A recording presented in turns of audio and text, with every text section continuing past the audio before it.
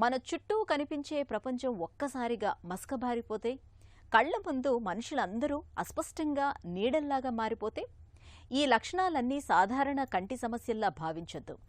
నిద్ర లేకపోవటం వల్లే ఇలా అవుతుందని అశ్రద్ధ చేయొద్దు. ఎందుకంటే ఇవి మన శరీరం పంపే హెచ్చరిక సంకేతాలు. హఠాత్తుగా చూపు తగ్గటం అనేది బ్రెయిన్ స్ట్రోక్కి తొలి సంకేతం కావచ్చు. డయాబెటీస్ కళ్లను మింగేస్తున్న ప్రమాదం కావచ్చు. కంటి నరంలో తలెత్తిన ఎమర్జెన్సీ కావచ్చు. హఠాత్తుగా చూపు తగ్గడాన్ని ఎందుకు సీరియస్గా తీసుకోవాలో డాక్టర్ని అడిగి ఇప్పుడు తెలుసుకుందాం.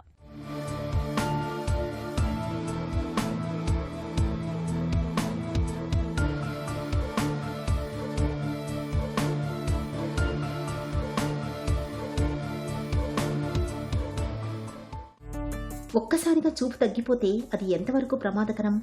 సడన్గా చూపు తగ్గడము డెఫినెట్గా ప్రమాదకరమేనండి. ఎందుకు అంటే ఒక్కసారిగా చూపు తగ్గేదానికి ముఖ్యమైన కారణాలు రక్త ప్రసరణ కంటికి అనుకోండి, మెదడుకు అనుకోండి ఆగిపోతే ఒక్కసారిగా చూపు తగ్గిపోతుంది. అది వెంటనే ట్రీట్మెంట్ లేనప్పుడు, డిలే చేసినప్పుడు పర్మనెంట్గా చూపు పోయే ప్రమాదం ఉంది. కాబట్టి ఒక్కసారిగా చూపు పోయిన వాళ్ళు వెంటనే డాక్టర్ను సంప్రదించి సరిచేసుకోవాలి. హఠాత్తుగా చూపు తగ్గడానికి సాధారణ కారణాలు ఏమిటి? రెటీనాకు మధ్య భాగంలో ఒక ఆర్టరీ ఉంది. ఆర్టరీ బ్లాక్ అయినప్పుడు నిమిషాల్లోనే చూపు తగ్గిపోతుంది. అలానే సెంట్రల్ రెటినల్ వీన్ అక్లూజన్ అని ఉంది. తర్వాత ఈ కంటికే కాకుండా ఆప్టిక్ నర్వ్, కంటి నుంచి మెదడుకు సప్లై చేసే నర్వ్ను ఆప్టిక్ నర్వ్ అంటాం. ఈ ఆప్టిక్ నర్వ్కు బ్లడ్ సప్లై తగ్గేదాన్ని కూడా AION అనే అంటాం. దీంట్లో కూడా సడన్గా చూపు తగ్గిపోవడం జరుగుతుంది.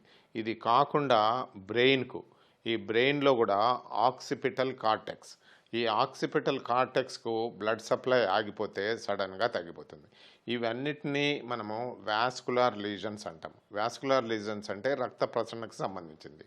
రెండో కారణం ఏమంటే కంట్లో ప్రెషర్ సడన్గా పెరిగితే గ్లాకోమా అంటాం.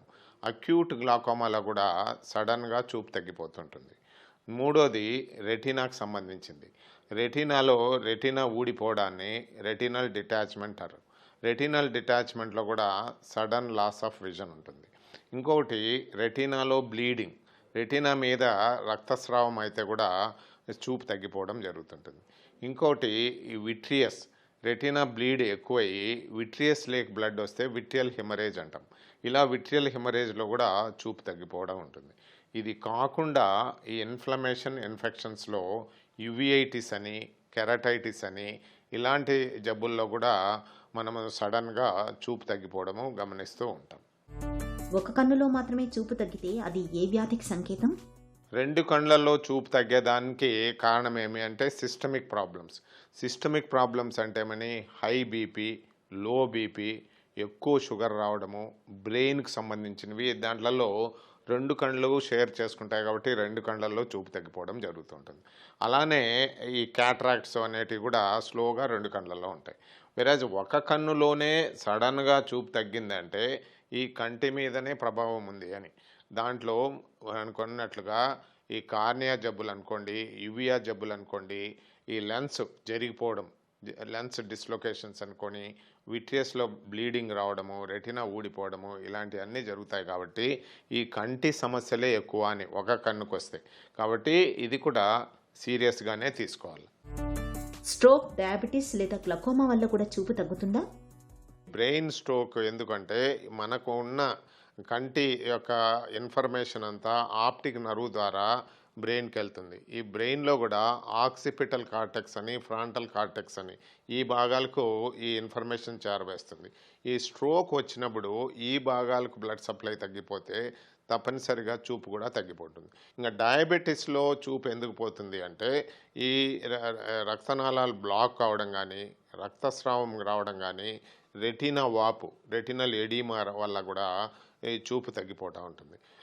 ఈ గ్లాకోమాలో ఈ ముఖ్యంగా ఈ ప్రెషర్ వల్ల ఆప్టిక్ నర్వ్ దెబ్బతిని ఫీల్డ్ లాస్ అంటే బయట భాగం కనపడకన్నా పోవడము, రాను బ్లైండ్ కావడము జరుగుతుంది. ఈ 3 జబ్బులు కూడా సీరియసేనండి. బ్రెయిన్ స్ట్రోక్స్ కానీ, ఈ గ్లకోమా కానీ, ఈ డయాబెటిక్ కానీ ఇవి కూడా మనం సీరియస్గా పరిగణించాలి. హఠాత్తుగా చూపు తగ్గినప్పుడు ఏం చేయాలి, ఏం చేయకూడదు? హఠాత్తుగా చూపు తగ్గేదానికి మనం ఇమీడియట్గా డాక్టర్ను సంప్రదించాలా, ముఖ్యంగా ఐ డాక్టర్ను సంప్రదించాలా.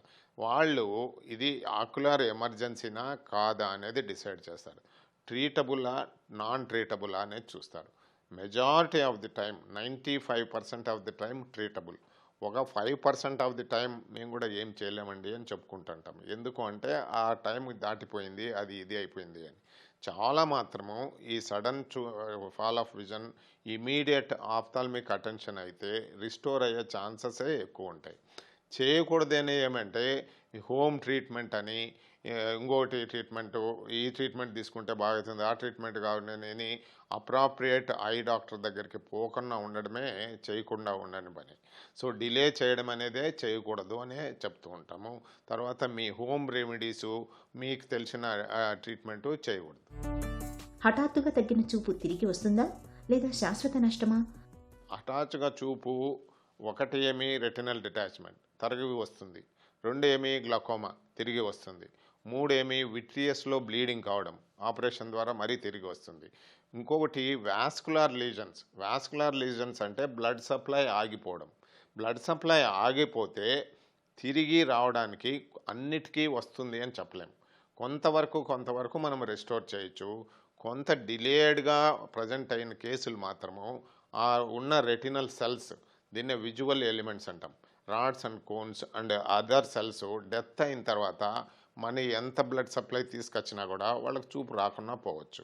సిమిలర్లీ బ్రెయిన్ డ్యామేజ్ అయిన తర్వాత బ్రెయిన్ చాలా మాత్రము రికవరీ అవుతుంది, కొన్ని దశల్లో రికవరీ కాకుండా పర్మనెంట్ లాస్ అవుతుంది. సో ముఖ్యంగా మనం ఏడ చూస్తుంటామంటే రెస్టోర్ చేయలేని కేసులు optic nerve injury. Optic nerve injury ఎప్పుడైతుంది? ఈ మోటార్ బైక్ యాక్సిడెంట్స్, ఏదైనా యాక్సిడెంట్ అయినప్పుడు కంటికి గాయమైనప్పుడు ఆప్టిక్ నర్వ్ గాయమైతే చూపు పోతుంది.